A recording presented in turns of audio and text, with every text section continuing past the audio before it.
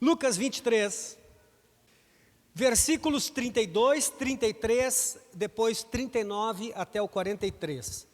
Diz o texto: e também eram levados outros dois. Quantos? Dois.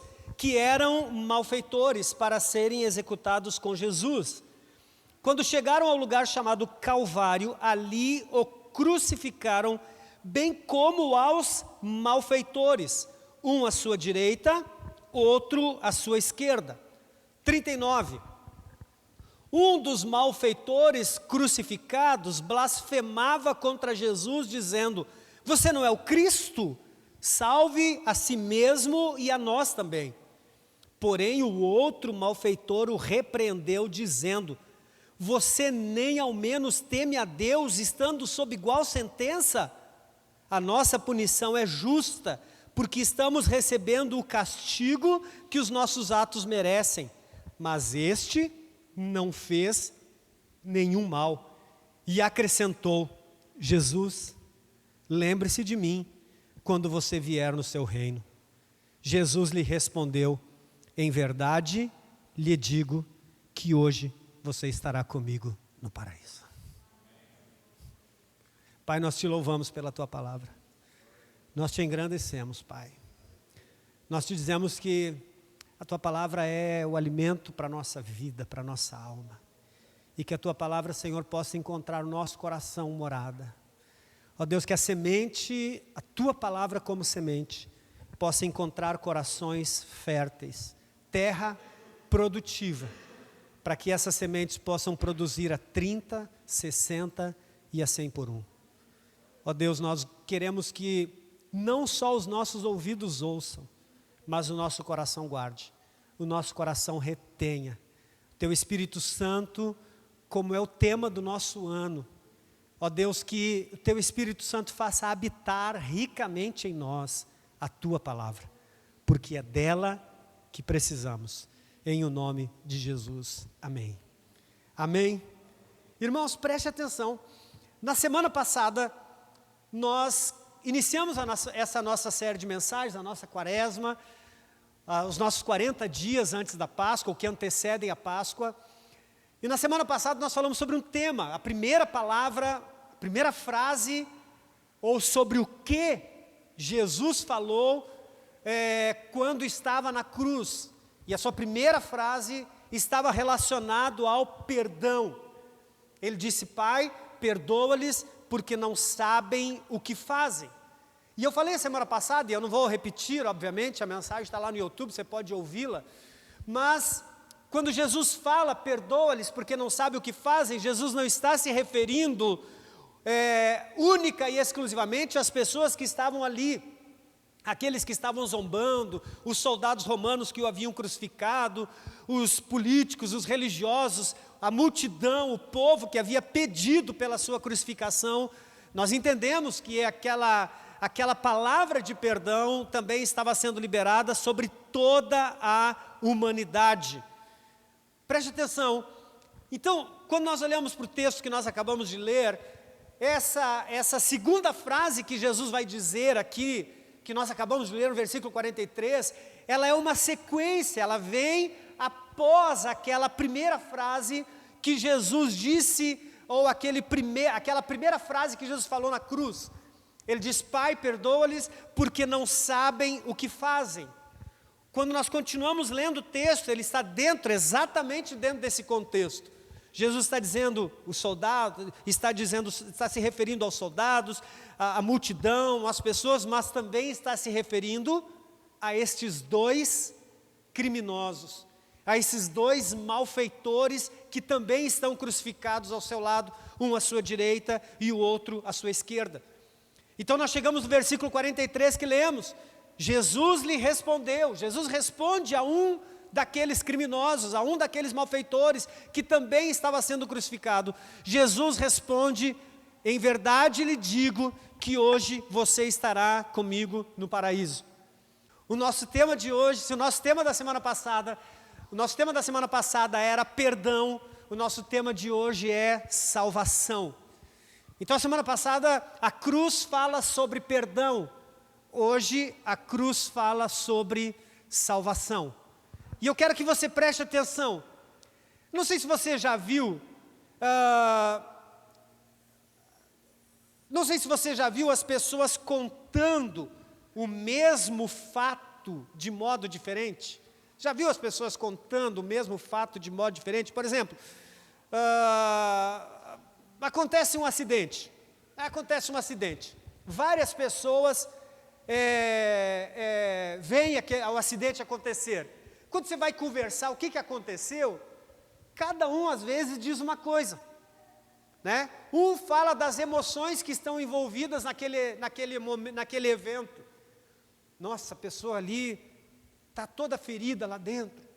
O outro já vai mais para a parte técnica, ele viu o mesmo acidente, mas o relato dele já é mais uma parte técnica. O carro veio de lá, quando veio esse daqui, pum. Aí o outro já fala de outra situação. Todos viram o mesmo evento, mas cada um tem uma visão diferente daquele ocorrido. Eu não sei se você já percebeu isso, se você já viu isso, mas geralmente isso acontece. Várias pessoas veem um evento, um fato, uma ocorrência, mas cada um tem uma visão diferente. Se você perguntar para 3, 4 pessoas, o que aconteceu aí? Um carro veio de lá, com daqui bateu. O outro já tem uma visão mais diferente, ele já vai entrar num outro detalhe. Talvez ele vai falar sobre as pessoas. Não, tinha 5 pessoas dentro do carro. Tinha 3 dentro do outro, 5 dentro do outro.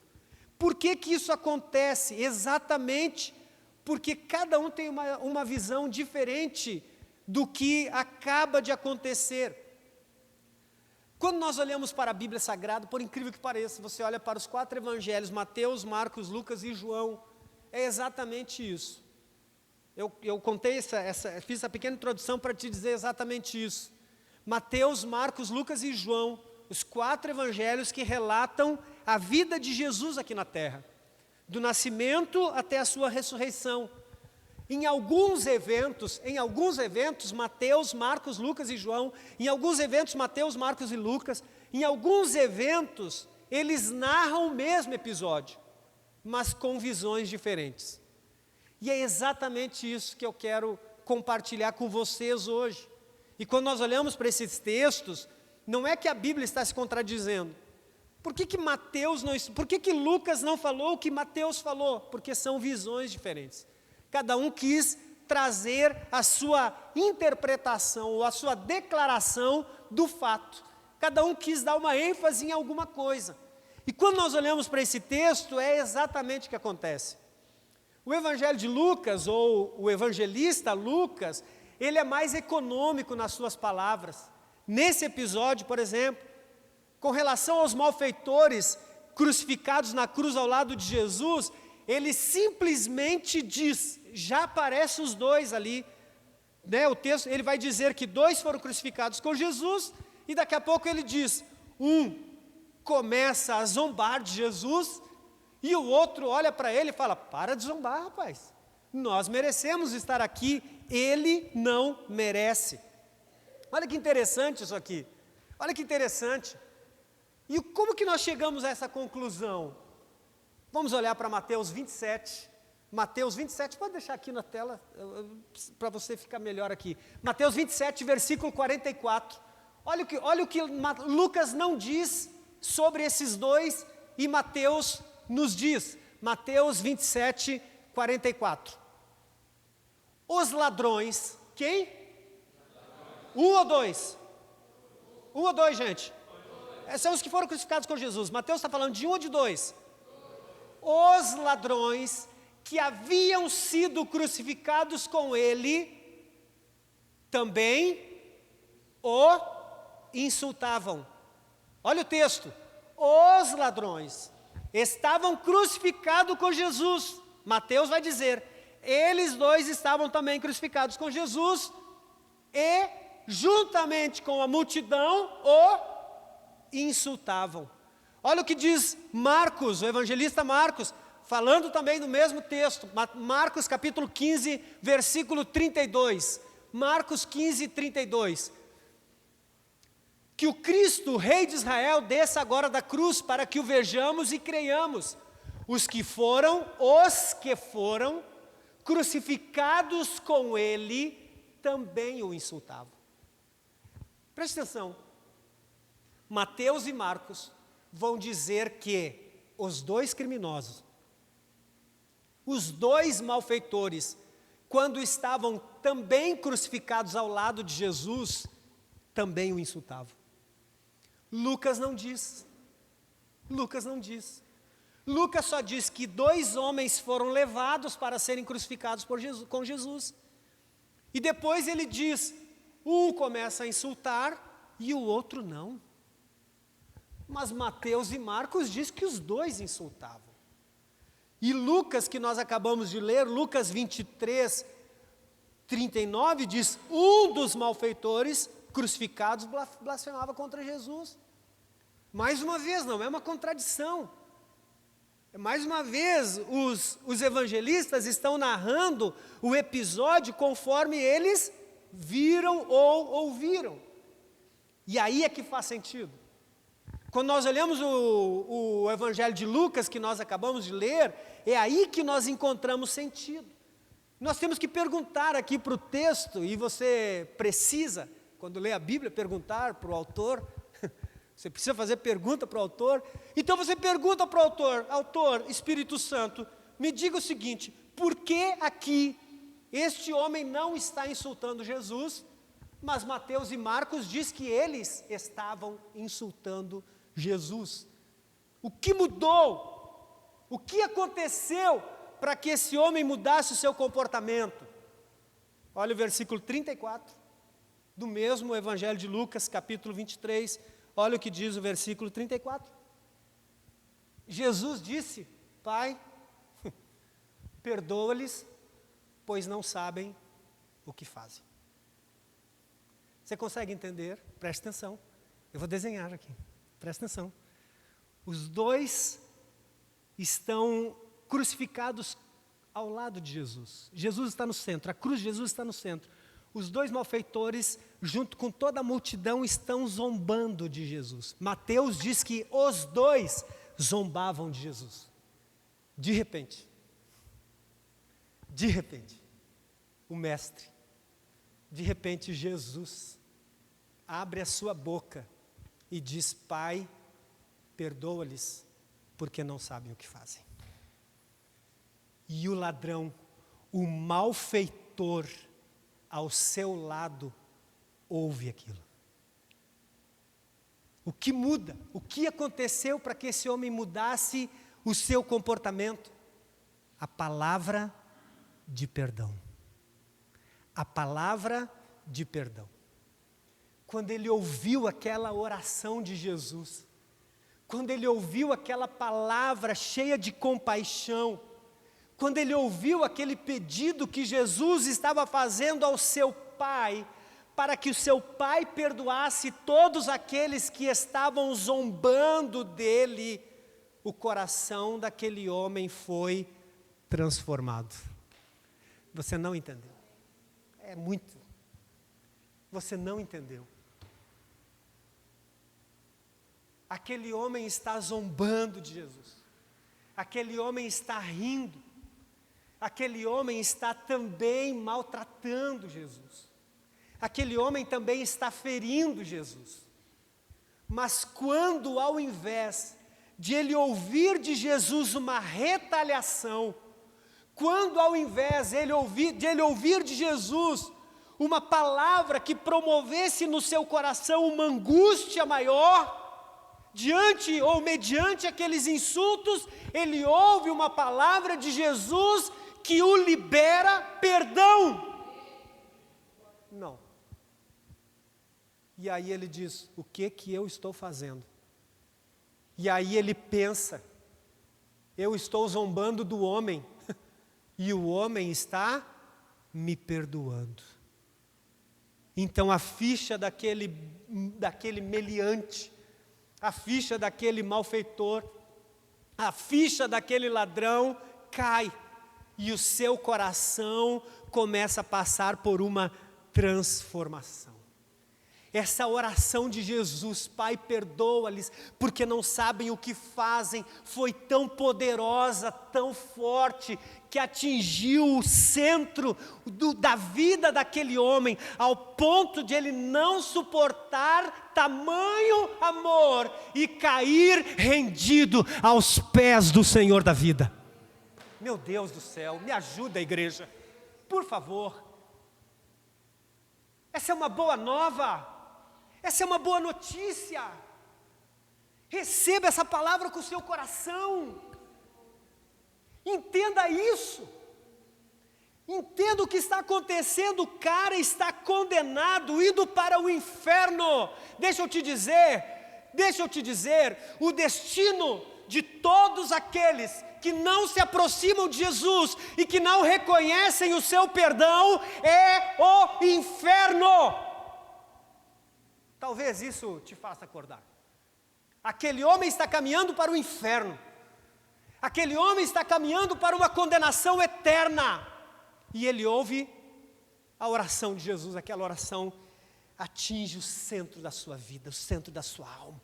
Aquela oração penetra o seu coração. E ele diz: quem poderia me amar tanto assim? Quem poderia me amar tanto assim, ao ponto de render, ao ponto de me amar, ao ponto de me perdoar, mesmo eu estando zombando, mesmo eu estando fazendo tudo o que estou fazendo com ele? Como? Que tamanho amor é esse? Que tamanha misericórdia é essa? Entenda que a mudança no comportamento desse malfeitor não foi uma coincidência. Não aconteceu porque tinha que acontecer. O coração dele foi transformado pela presença transformadora de Jesus e pela oração que ele fez por todos nós. Entenda, quem não tem o coração transformado pela presença transformadora de Jesus, precisa passar por uma conversão. Ou nós já nos esquecemos de onde fomos tirados. Porque não tem coisa pior do que o ser humano se esquecer de onde foi tirado. Não tem coisa pior do que nos esquecermos que se não fosse Jesus, nós estávamos caminhando para uma eternidade, para o fogo eterno, nós estávamos caminhando para a condenação eterna. E ouça, isso não é conversa de igreja, não é conversa de pastor, esta é a verdade. É porque nós não pensamos nisso. Nós estamos muito focados em realizações pessoais. Nós estamos muito focados em comprar carro, comprar casa, em melhorar de trabalho. Nós estamos muito focados em comprar o iPhone 16. Nós estamos muito focados no que é passageiro. E estamos perdendo de vista o que é eterno. Por isso nosso coração às vezes está... E eu não estou acusando ninguém aqui, eu falo de mim também. Por isso muitas das vezes nosso coração está tão distante de Deus, que o louvor não mexe com a gente. Que a leitura da Bíblia é como ler a notícia do Instagram, é como ler a fofoca do Corumbaladas. Nem sei se é Corumbaladas, nem sei o que é. Site de fofoca. Não tenho tempo, não perco meu tempo com isso. Não adoeço com essas coisas. As pessoas veem, você viu que o irmão postou lá? Os dodói dele? Eu falei, eu não vou adoecer junto com ele, ele quer adoecer sozinho. Preste atenção, às vezes nós estamos tão endurecidos, que a gente diz, perdão, tá, vai paraíso, Jesus morreu, Sabe por quê?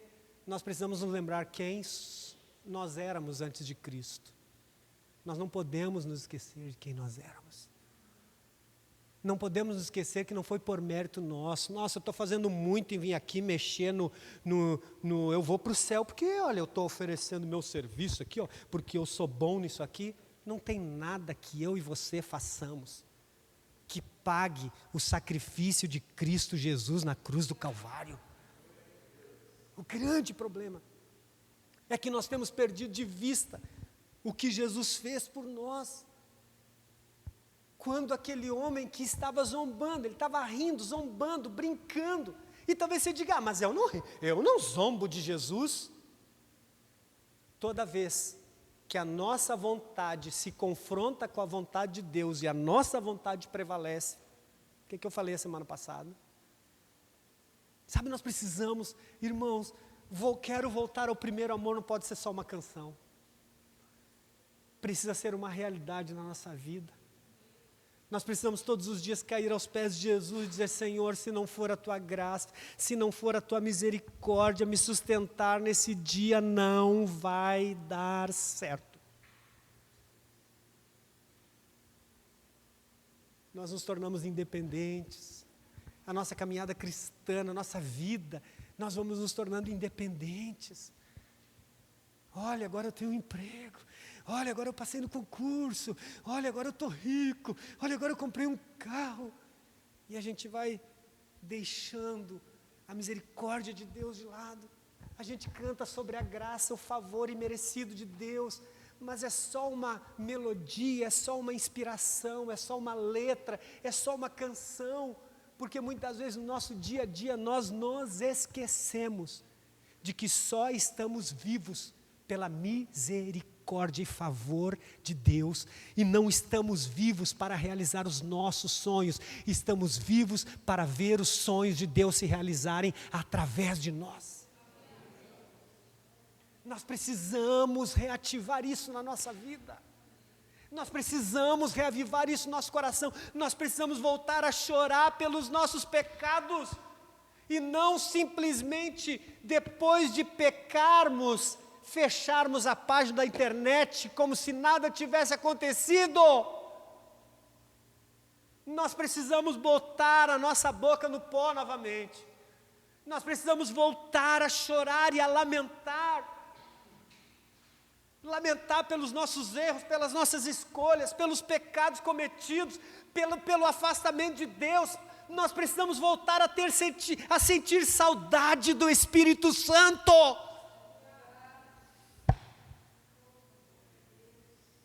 A sentir saudade da presença de Deus, a ouvir a voz de Deus, a receber dEle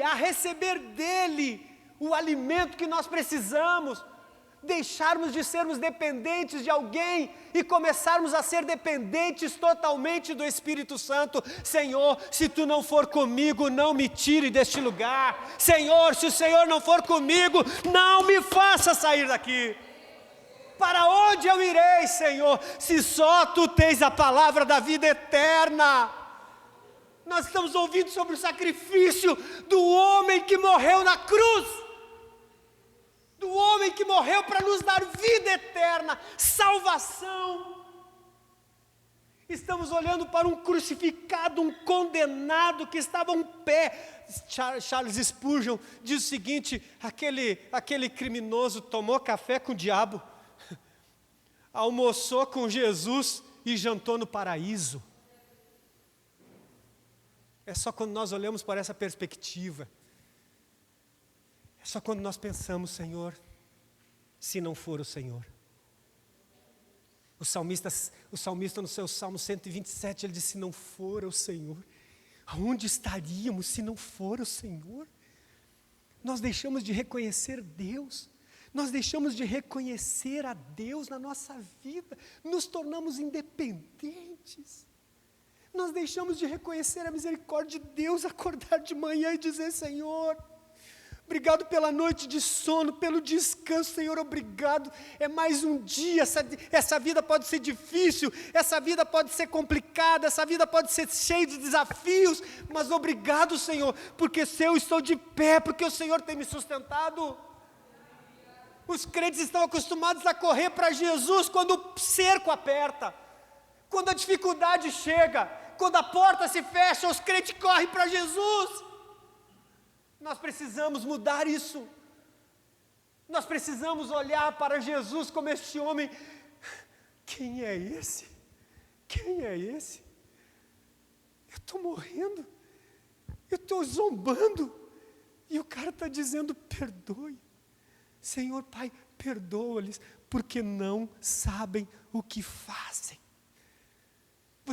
Nós olhamos o texto, parece, do nada o cara diz, por quê? Ei, Para de zombar dele. Mas quando nós olhamos por que ele toma essa atitude, ele toma essa atitude porque ele foi encontrado pelo perdão de Deus. A oração de Jesus alcançou o coração daquele homem. As palavras de Jesus penetraram no mais profundo da sua alma. Até onde a palavra de Deus vai na tua vida, meu irmão? Até onde a palavra de Deus tem penetrado no teu coração? Até onde a palavra de Deus tem tido lugar? Qual é o espaço dessa palavra? Qual é o espaço que essa palavra ocupa na tua vida? Quando aquele homem foi inundado por aquela palavra, o coração dele foi completamente transformado, ele caiu em si. Então ele olha para o outro e fala: ei, para de zombar dele. E aí ele olha para Jesus, ele diz: Jesus, lembra-te de mim quando vieres no teu reino. E Jesus diz: hoje você estará comigo no paraíso. Tem muita gente querendo estar no paraíso. Tem muita gente querendo desfrutar das coisas boas, mas sem permitir que a palavra faça uma mudança de dentro para fora. Tem muita gente querendo mudanças superficiais, relacionamento com Deus superficial. Tem muita gente pensando: mas se eu me aprofundar, Deus vai exigir mais de mim. As pessoas dizem: a igreja, né? A igreja toma demais o meu tempo. Eu não tenho vergonha de dizer, no meu tempo livre, eu assisto 3, às vezes 3 episódios de uma série de 50 minutos. Nós temos tempo, sim. É que nós damos tempo para aquilo que é prioridade para a nossa vida. Não é que nós não temos tempo. Não é que eu não tenho tempo para a igreja. Não é que eu não tenho tempo para servir a Deus, para servir a Jesus na igreja, com os meus dons e talentos. É porque servir a igreja não é minha prioridade. Seria mais bonito se a gente tivesse coragem de dizer isso. Não, eu não tenho isso como prioridade na minha vida. As pessoas dizem: não, é porque eu trabalho, é porque eu estudo, é porque eu vou para a academia, é porque eu faço, a minha vida é corrida. É, pastor, você é só pastor, cuida aí da igreja, você tem tempo. Jesus não chama desocupado, Jesus chama ocupado. Moisés estava cuidando do rebanho do seu sogro. Moisés poderia ter dito: eu estou cuidando do rebanho, Deus nem é meu, eu sou empregado do meu sogro. Ele disse: mas é você mesmo. É você mesmo. Preste atenção. Só ouvir que Deus nos perdoou não é o suficiente. A palavra de hoje é salvação. Entenda uma coisa: a salvação exige uma resposta. Salvação exige uma resposta. Deixa eu te dizer, o perdão, embora ele seja oferecido de forma ampla, embora o perdão seja oferecido para toda a humanidade, demonstrando essa graça disponível a todos, a salvação exige uma resposta pessoal a esse perdão. Não é porque tem muita gente, olha, que a gente mais ouve, vê, são pessoas de bater no peito: não, mas Deus me perdoa, eu sou perdoado, Deus me perdoou, o perdão de Deus é para mim. Aí ele fica vivendo a vida dele do jeito que ele quer. É verdade, o perdão é amplo, mas a salvação exige uma resposta. A salvação exige uma resposta a esse perdão. Nós precisamos entender isso. Embora o perdão de Deus seja oferecido, a salvação só é experimentada por aqueles que respondem com fé e arrependimento.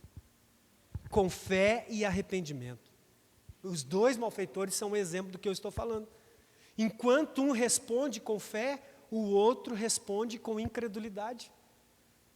Porque o da direita ouviu: Pai, perdoa-lhes, porque não sabem o que fazem. O da esquerda ouviu: Pai, perdoa-lhes, porque não sabem o que fazem.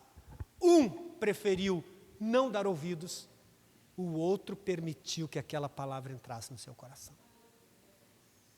Sabe, porque é igual hoje, é igualzinho, não muda. A gente pensa assim, mas gente, por que na igreja as pessoas, tem gente que... Ou nós somos um ou nós somos outro. Exatamente igual. Ou nós somos o ladrão arrependido, ou nós somos o ladrão incrédulo. A semente está sendo lançada aqui, ó. Todo mundo está ouvindo a mesma coisa. Todo mundo está recebendo a mesma palavra. Uns vão sair, continuar vivendo uma vida de incredulidade. Outros vão tomar um passo de fé e buscar uma vida de arrependimento com Jesus. Uns vão sair dizendo, está na hora de eu criar vergonha e me posicionar. Está na hora de eu me posicionar. Para de brincar, chega, olhar na cara, chegar no espelho, olhar na cara e dizer, Nilson, chega, né? Até quando? Vai protelar até quando? Vai ficar empurrando esse negócio até quando? Outros vão sair daqui dizendo,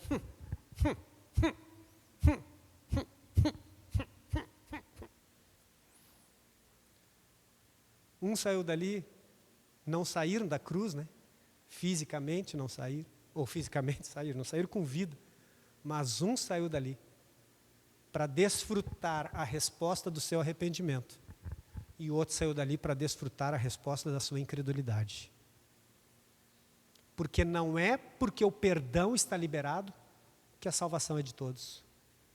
Porque a salvação exige uma resposta. O perdão é para todos? É. A salvação é para todos? É. Todos vão receber, todos vão aceitar a salvação em Cristo? Talvez você diga assim, pastor, estou tranquilo com essa mensagem hoje então, porque eu já estou salvo. Já aceitei a Jesus, já estou salvo. Glória a Deus. Deixa eu te dizer, aquele malfeitor viu duas coisas que compõem, que fazem parte desse ingrediente da salvação. Olha o que diz o versículo 41. Ele olha para o outro e diz, a nossa punição é justa. Ele reconhece a sua culpa. Ele reconhece a sua culpa. Ele diz, sou um pecador. Ele diz, nós merecemos morrer. Ele reconhece a sua culpa. A nossa punição é justa porque estamos recebendo o castigo que os nossos atos merecem. Mas este não fez mal nenhum. Primeiro ele reconhece a sua culpa e depois ele reconhece a inocência de Jesus. Nós somos culpados, ele não fez absolutamente nada. A inocência de Jesus ampliou a sua culpa. E eu falei a semana passada, quando Jesus disse, eles não sabem o que fazem, é porque geralmente nós olhamos para a nossa vida pelos nossos olhos. Somos nós que determinamos o que é certo e o que é errado. A gente que acha o que é pecado e o que não é. A gente que acha o que é certo e o que não é. Nós vamos criando a nossa doutrina de fé. Nós vamos criando o nosso sistema de crença. Nós vamos criando o nosso sistema. Ao invés de nos olharmos pelo prisma, ou pela visão de Jesus, pelos olhos de Jesus, nós nos olhamos pelos nossos. E esse que é o problema.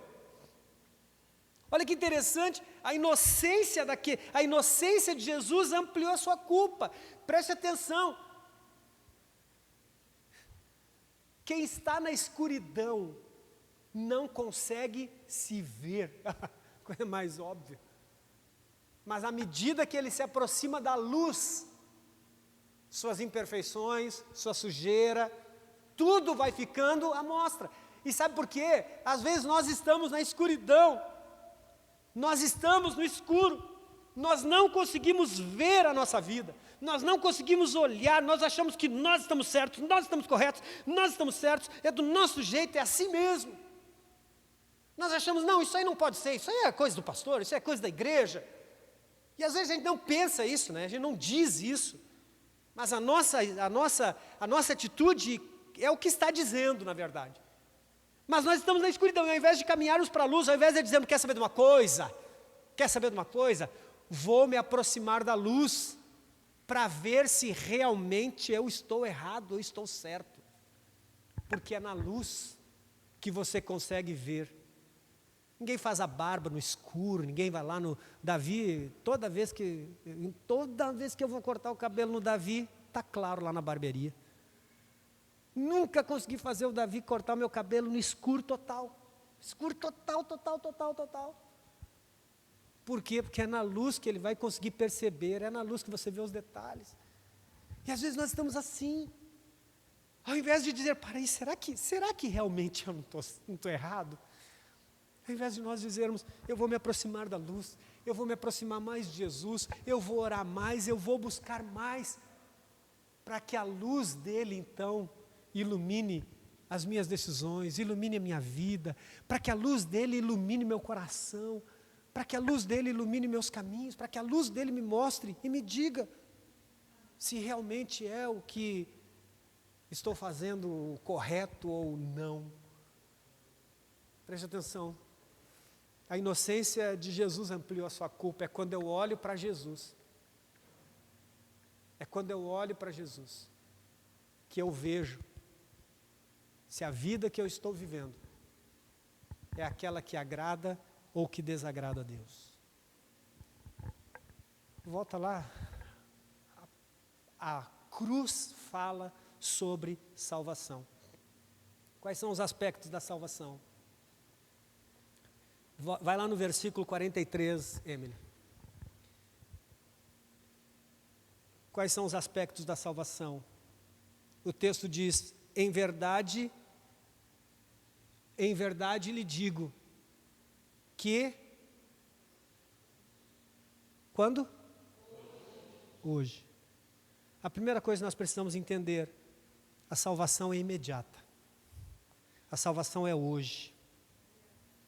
A resposta de Jesus ao malfeitor na cruz mostra que a salvação acontece no momento em que há arrependimento e fé sincera.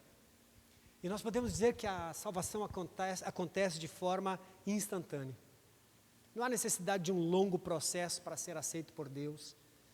Entenda uma coisa, o criminoso não tinha nada para oferecer para Jesus. Não tinha nada. Ele só tinha uma vida toda errada. Ele tinha uma condenação sobre os seus ombros. O que ele tinha para oferecer, senão mãos que roubaram a vida inteira? Mãos que prejudicaram e que atrapalharam os outros, a vida dos outros, a vida inteira. Era isso que ele tinha para oferecer para Jesus. Ele não tinha boas obras, ele não tinha mérito religioso, ele não tinha nenhuma chance de compensar seus pecados, não tinha como ele dizer, olha Jesus, o Senhor me deu uma oportunidade aí, eu vou fazer o certo a partir de hoje, eu prometo que eu vou fazer certo. Ele não tinha, porque ele estava condenado à morte, ele só iria sair dali sem vida. Esse era, os minutos que se aproximavam, diziam para ele, daqui a pouco você irá morrer. Mas nos últimos momentos da vida daquele homem, ele recebe o maior presente, o perdão divino e a vida eterna. Talvez essa pode ser a maior lição que o novo convertido na cruz pode nos ensinar. Não que nós podemos viver de qualquer jeito, que na última hora, até porque ninguém sabe quando vai ser a última hora. Por isso que a salvação é imediata. É uma decisão que a gente não toma amanhã. Amanhã você toma a decisão se você vai casar ou comprar uma bicicleta. Mas a decisão da salvação é hoje. É imediata, você precisa dizer, quero logo. Porque se for esse o meu último suspiro, o próximo abrir dos meus olhos, eu quero que seja para contemplar a face do Cristo ressurreto. Nós precisamos entender isso. Ele diz hoje, mas a salvação passa por uma vida de arrependimento. Passa por uma vida de arrependimento. Não é porque Deus perdoa os teus pecados que você não deve confessá-los. Que você não deve chegar diante dele e dizer, Senhor, reconheço, estou errado. Reconheço que as escolhas que tenho feito, reconheço que isso. Nós precisamos entender, meu irmão. A segunda coisa, segundo aspecto da salvação, o texto diz: hoje você estará. O segundo aspecto da salvação é que a salvação é pessoal. Veja, Jesus não falou para todo o grupo. Jesus não falou para todo mundo: olha, gente, não se preocupe que hoje vocês vão estar comigo. Hoje vocês estarão comigo. Hoje vocês estarão. Ele não. A salvação é uma resposta ao arrependimento. Aquela palavra que Jesus dá é exclusiva para aquele homem. Ele diz: você estará. Você estará. Então não tem, você pode dizer assim: pastor, mas eu cresci na igreja. Pastor, mas a minha família toda é da igreja. Vai aí. Mas eu vou nem, o povo gosta de brincar, né? Mas eu vou nem que seja agarrado na barra da calça. Vai não. Não sobe. Se não tiver uma vida de arrependimento, de reconhecimento do sacrifício de Jesus, se não tiver uma vida olhando sempre para a cruz, dizendo: eu não posso trair o sangue desse Cristo, desse ungido de Deus, eu não posso trair o sangue desse inocente, eu não posso virar as costas para o sacrifício dele. Se você não se arrepende, você pode ter pai pastor, mãe pastor, padre, seja lá o que for. Família não leva ninguém para o céu, marido não leva a mulher para o céu, mulher não leva o marido para o céu. Não existe combo de salvação, não existe combo da salvação. Não, estou pagando aqui para toda a família. Não existe. Existe salvação individual. Por isso, pais, ensinem os seus filhos no caminho em que eles devem andar. Pai, quando você diz, mãe, quando você diz, já é adulto, faz o que quer da vida, você está abdicando de uma responsabilidade. E Deus vai te chamar um dia para conversar.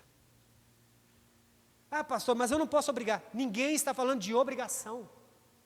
Porque tem gente, Alessandro, que diz o seguinte: mas eu quero saber uma coisa, eu não falo mais, porque meus filhos não são obrigados para a igreja, eles não querem ir, já são maiores, meu marido não é obrigado para ir, não é obrigado a ir para a igreja, mas você é obrigado a continuar falando do temor de Deus e expressando a glória de Deus dentro da tua casa. Você ainda é obrigado e responsável a continuar servindo a Jesus incansavelmente para ser um exemplo a Ele.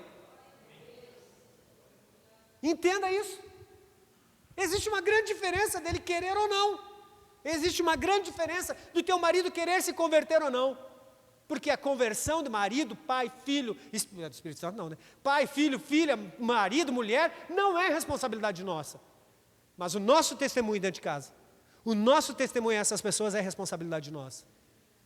E continuar falando do amor de Deus, e continuar falando do temor de Deus, e continuar promovendo o temor de Deus dentro da tua casa, ainda é responsabilidade sua.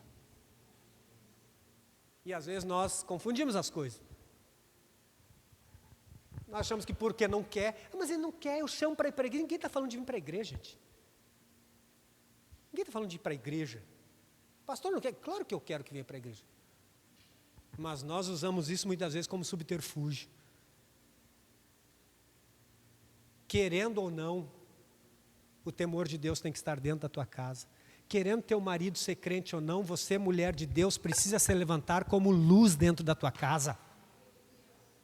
Querendo a tua mulher ser crente ou não, marido, é tua responsabilidade ser um sacerdote dentro do lar.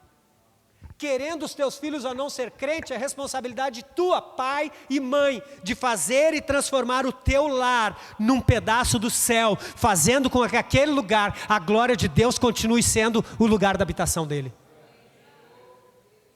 Nós confundimos as coisas. A salvação é pessoal. Ninguém vai levar ninguém para o céu. Mas você pode influenciar as pessoas a irem para o céu. Influenciar a elas com o teu testemunho, com o teu amor, com a tua compaixão, com a tua misericórdia, sendo um reflexo, a imagem e semelhança de Cristo para essas pessoas. A salvação, ela é relacional. Jesus diz: hoje você estará comigo. Jesus não disse, Ana, hoje você estará no paraíso. Ele disse, hoje você estará comigo. Comigo. O centro da salvação não é um lugar, não é um destino, é uma pessoa. É Jesus.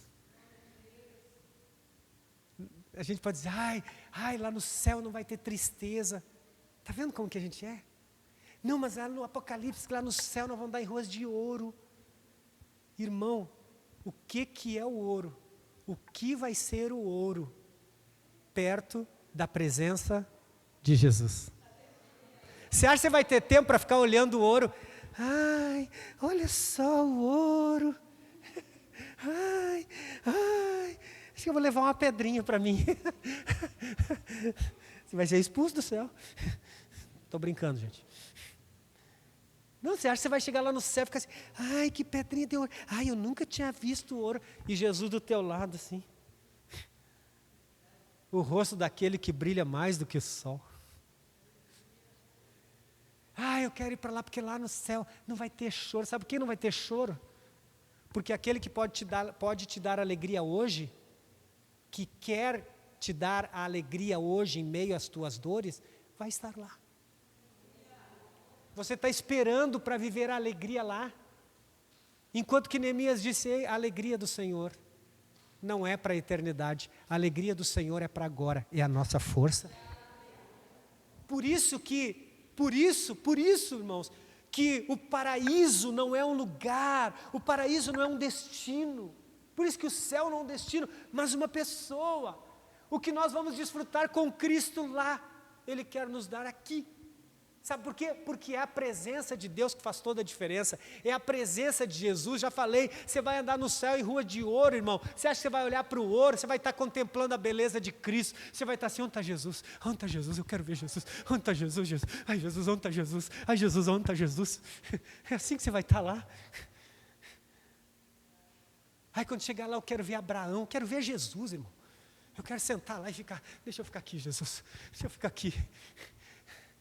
Quem é Abraão perto de Jesus? Quando chegar lá eu quero ver meu pai, minha mãe, eu quero ver Jesus, irmãos. Eu quero ver Jesus, meus olhos nunca puderam contemplá-lo. Eu quero vê-lo, o autor e consumador da minha fé. Essa é a minha paixão, esse é o meu destino, esse é o maior sonho do meu coração, o maior desejo do meu coração. Maranata, Jesus me leva hoje, se quiser, estou pronto, quero ir. Jesus diz hoje, não diz você estará no paraíso, porque o paraíso não tem graça sem Jesus. O céu não tem graça sem Jesus. Se Jesus não estiver lá, não tem graça. Por isso ele diz, hoje estarás comigo. E aí ele fala, no paraíso. O paraíso é uma palavra emprestada da Pérsia antiga. E ela representava um muro fechado, um muro, um jardim cercado por um muro, reservado só para reis, reservado só para.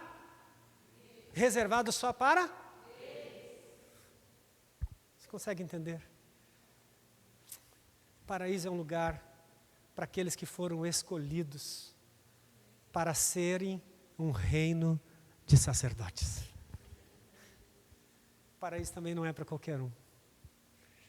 O paraíso é para aqueles que querem se tornar filhos, herdeiros de Deus e co-herdeiros com Cristo. Aquele homem olhou, aquele homem estava zombando de Jesus. Aquele homem estava zombando. Quando ele ouve Jesus dizer, Pai, perdoa-lhes, seu coração derreteu. O coração daquele homem derreteu. Aquela oração de Jesus penetrou o coração daquele homem de uma forma poderosa e sobrenatural. não é só sobre se alegrar, não é só sobre celebrar o perdão de Jesus. É sobre saber que se eu não responder a esse perdão, não vai adiantar. E a resposta a esse perdão é o arrependimento pela fé. É assumir um compromisso com Jesus. É viver uma vida com Ele e para Ele. Porque se nós não queremos ter comunhão com Deus aqui na terra, o que nós vamos fazer no céu? Se nós não queremos ter comunhão com Deus aqui, sabe que lá no céu não vai ter realização nenhuma, gente. Lá no céu, o dia que nós formos prestar contas para Deus, é só a prestação de contas de tudo que Ele deixou na nossa mão, de tudo que Ele deixou para que fizéssemos aqui na terra. Nós precisamos entender isso. A cruz fala de perdão, mas a cruz também fala de salvação. E a salvação é uma vida de arrependimento. Ou uma vida de comunhão. Uma vida de estar junto, de estar perto. É você estar tão perto de Deus, que toda e qualquer tentação que vem, que chega, para te tirar e te levar para longe dEle, você já rechaça. Você já se distancia, porque você sabe que não há pecado, desobediência, não há vida longe de Deus. Não há vida longe de Deus. Aquele homem teve a oportunidade que o outro também teve. Mas a resposta de um foi com incredulidade. Ele também ouviu Jesus dizer, perdoa-lhes. Mas essa palavra não fez efeito nenhum na vida dele. Ele reagiu, ou correspondeu àquela palavra com incredulidade. No coração do outro a palavra penetrou de forma profunda. Ele disse, eu não posso sair desse culto sem tomar uma posição na minha vida. Ele disse, eu não posso sair dessa igreja hoje sem tomar uma posição na minha vida. Ele disse, eu não posso só ouvir que Jesus perdoa, eu preciso viver esse perdão. Eu não posso só ouvir que Jesus quer me salvar, eu preciso receber essa salvação em Cristo Jesus. Lembra-te de mim quando vieres no teu reino. Ele pensava num reino futuro, ele pensava em algo tão distante. E Jesus disse para ele, hoje, meu filho, é hoje. É hoje. Ele diz, hoje mesmo, você estará comigo no paraíso. Não, isso não quer dizer que você vai morrer hoje, não se preocupe, eu espero que não, e se for, melhor. Mas a salvação que Jesus quer te oferecer e que Ele está te oferecendo não é para amanhã, é para hoje, é para agora. É uma decisão que você tem que tomar hoje. Isso passa pelo reconhecimento do sacrifício dele na cruz do Calvário. Quero que você fique de pé.